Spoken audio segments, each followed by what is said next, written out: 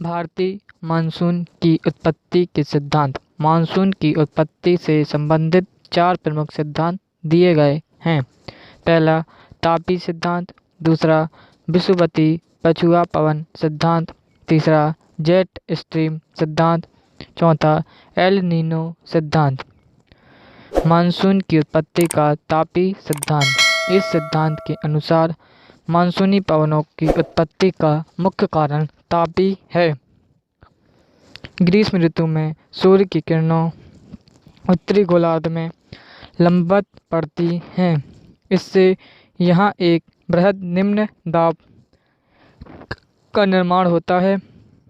इस निम्न दाब के कारण उत्तर पूर्वी व्यापारिक पवनें अनुपस्थित हो जाती हैं, जो कि 5 डिग्री से 30 डिग्री उत्तरी एवं दक्षिणी अक्षांश के बीच साल भर चलती हैं। तापी विषुवत रेखा उत्तर की ओर खिसक जाती है। इस कारण दक्षिण पूर्व व्यापारिक पवनें विषुवत रेखा को पार कर उत्तरी गोलार्ध में आ जाती हैं। फेरल के नियम अनुसार उत्तरी गोलार्ध में आने पर ये पवन अपनी दाहिनी ओर अर्थात उत्तर पूर्व की ओर मुड़ जाती हैं तथा संपूर्ण भारतीय उपमहाद्वीप पर प्रवाहित होने लगती हैं। चूँकि ये पवन लंबी समुद्री यात्रा कर आ रही होती हैं, अतः जल वाष्प युक्त होती हैं। ये दक्षिण पश्चिम मानसून पवन भारतीय उपमहाद्वीप में 2 भागों में बंटकर वर्षा ऋतु लाती हैं। प्रथम, अरब सागर शाखा पश्चिमी घाट के पश्चिमी ढाल पर तथा द्वितीय, बंगाल की खाड़ी शाखा के द्वारा अंडमान निकोबार द्वीप समूह एवं उत्तर पूर्व भारत में भारी वर्षा होती है। बंगाल की खाड़ी शाखा उत्तर पश्चिम भारत के निम्न दाब क्षेत्र की ओर अभिसरित होती है। पूर्व से पश्चिम की ओर जल वाष्प की कमी के साथ ही वर्षा की मात्रा में भी कमी होती जाती है। निम्न दाब बंगाल की खाड़ी, अरब सागर। उच्च दाब से 35 से 30 डिग्री अक्षांश। उच्च दाब हाई प्रेशर होता है और 0 डिग्री से साउथ 30 डिग्री तक दक्षिण पूर्व व्यापारिक पवनें होती हैं, जो हाई प्रेशर से लो प्रेशर की ओर जाती हैं। दक्षिण पश्चिमी मानसून पवनें फेरेल के नियम अनुसार विषुवत रेखा को पार कर उत्तरी गोलार्ध में जाने पर अपने दाहिनी ओर मुड़ जाती हैं।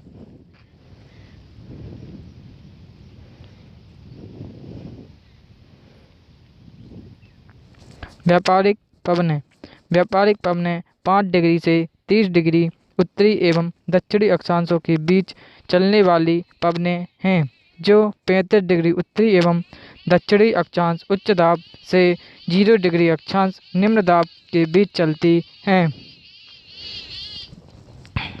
30 डिग्री नॉर्थ अक्षांश से 35 डिग्री नॉर्थ अक्षांश तक उच्च दाब हाई प्रेशर और 0 डिग्री अक्षांश से 30 डिग्री नॉर्थ और नॉर्थ तक उत्तरी पूर्व व्यापारिक पवनें और 0 डिग्री अक्षांश से 30 डिग्री साउथ अक्षांश तक दक्षिण पूर्व व्यापारिक पवनें और 30 डिग्री साउथ से 35 डिग्री साउथ तक अक्षांश उच्च दाब हाई प्रेशर पट्टी।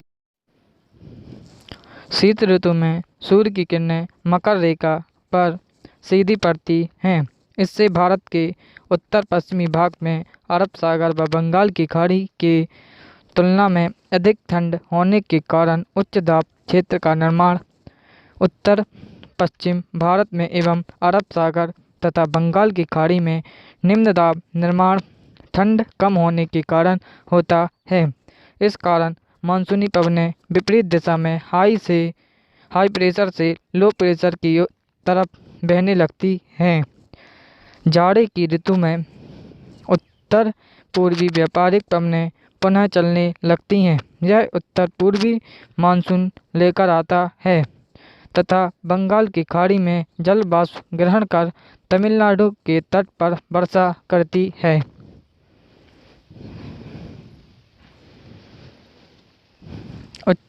हाई प्रेशर, तापमान कम, दाब ज़्यादा। शीत ऋतु में भारतीय मानसून की स्थिति उत्तर पूर्व मानसून पवने लौटता मानसून हाई प्रेशर से लो प्रेशर की ओर जाती हैं पवने।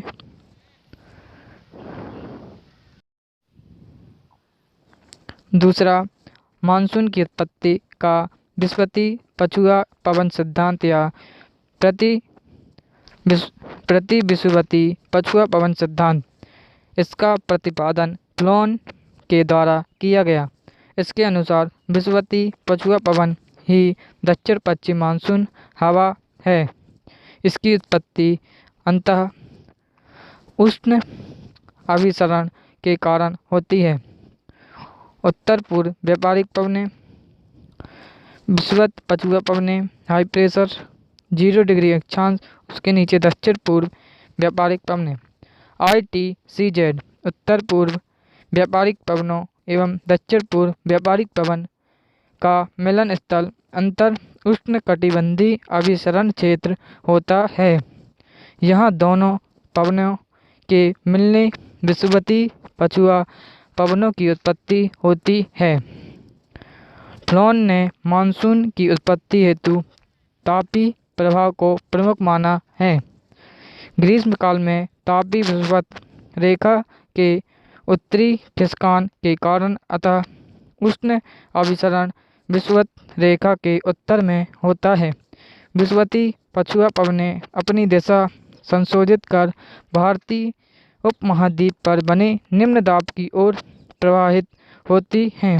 यह दक्षिण पश्चिम मानसून को जन्म देती हैं। शीत ऋतु में सूर्य के दक्षिणायन होने पर निम्न दाब और उच्च दाब क्षेत्र में बदल जाता है तथा उत्तर पूर्व व्यापारिक पवनें पुनः गतिशील हो जाती हैं।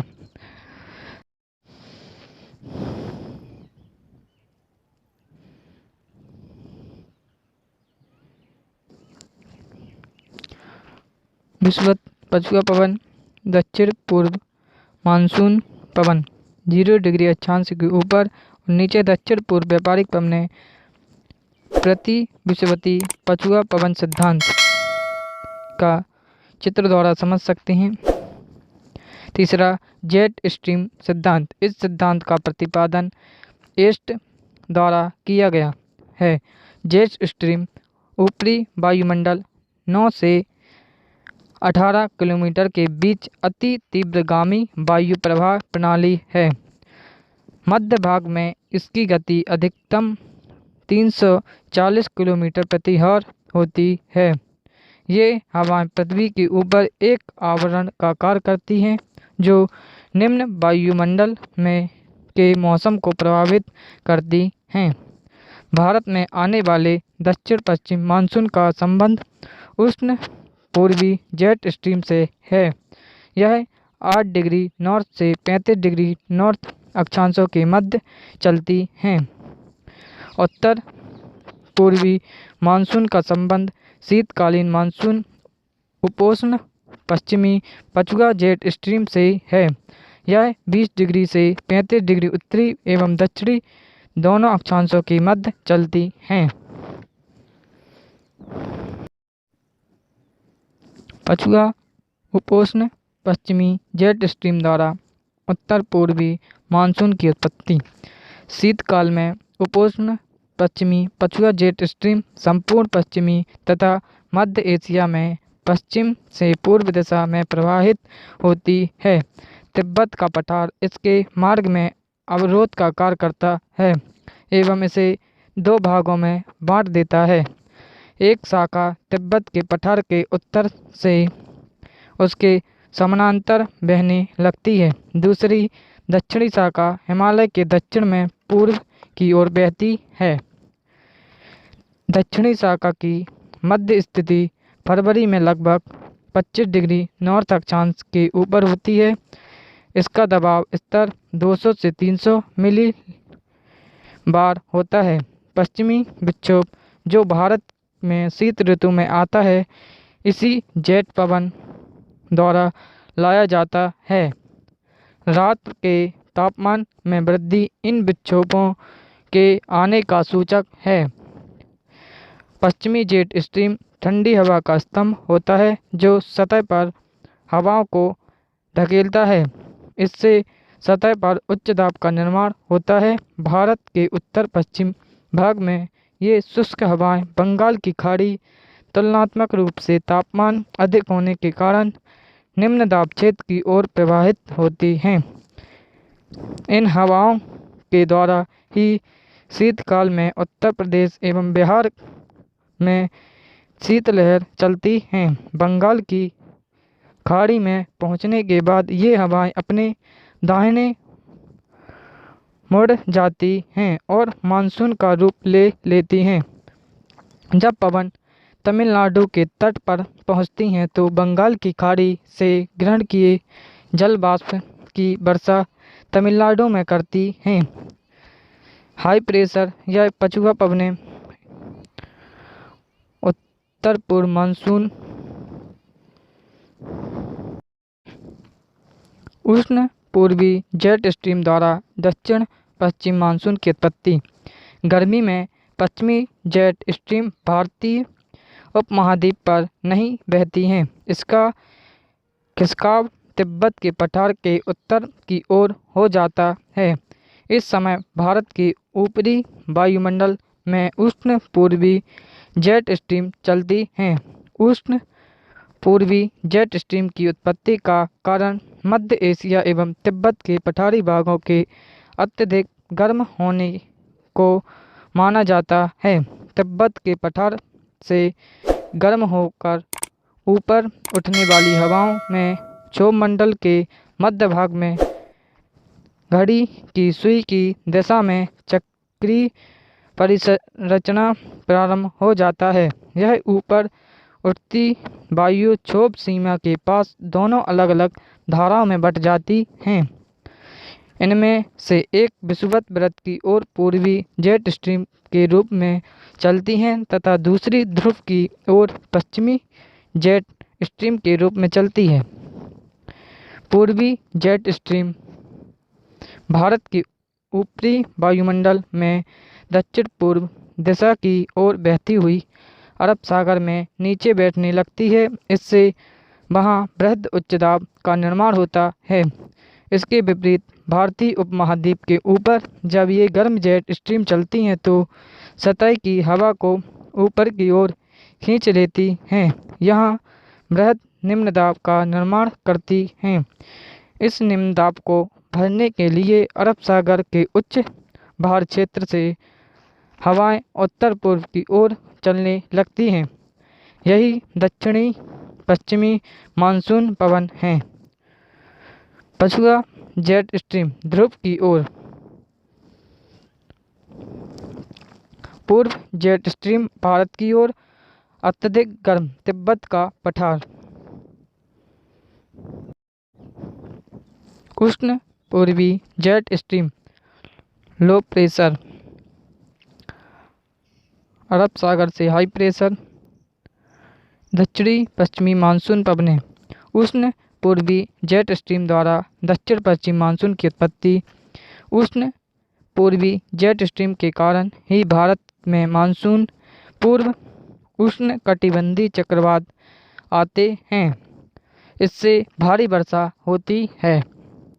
पूर्वी जेट स्ट्रीम न केवल मौसमी है वरन अनियमित भी है।